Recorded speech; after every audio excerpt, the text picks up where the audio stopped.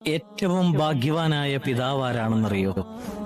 നബി സല്ലല്ലാഹു അലൈഹി വസല്ലമ തങ്ങൾ പറഞ്ഞു തരുന്നുണ്ട്, ഒരു പിതാവിന് നാളെ സ്വർഗത്തിൽ ഉയർന്ന പ്രതിഫലം അള്ളാഹു നൽകുകയാണ്. ആ പിതാവ് അള്ളാഹുവിനോട് ചോദിക്കും, പടച്ചവനെ, ഇത്രയും വലിയ സ്വർഗത്തിലെ ദർജ നീ എനിക്ക് തരാൻ കാരണം എന്താണ്?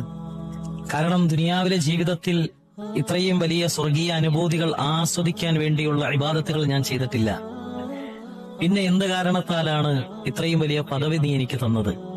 ആ മനുഷ്യനോട് അള്ളാഹു പറയുമെന്നാണ്, മനുഷ്യ, നിന്റെ ഇബാദത്തുകൾ കൊണ്ടോ നിന്റെ അമലുകൾ കൊണ്ടോ ഒന്നുമല്ല സ്വർഗത്തിലെ ഏറ്റവും ഉയർന്ന ദർജ ഞാൻ നിനക്ക് തന്നത്. മറിച്ച് നിന്റെ മരണശേഷം നിന്റെ മക്കൾ നിന്നെ മറക്കാതെ നിനക്ക് വേണ്ടി പൊറുക്കലിനെ തേടി, നിനക്ക് വേണ്ടി സ്വതക്കകൾ കൊടുത്തു, നിനക്ക് വേണ്ടി ഖുർആൻ ഓതി, നിനക്ക് വേണ്ടി ദിക്റുകൾ ചൊല്ലി, നിനക്ക് വേണ്ടി അന്നപാനീയ വിതരണങ്ങൾ നടത്തി.